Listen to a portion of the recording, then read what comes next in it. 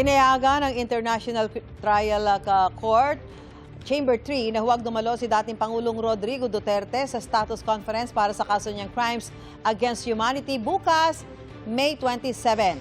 Inutusan ng trial chamber ang defense team na isumite ang pinirmahan ng dating Pangulo para i-waive ang kanyang karapatang dumalo.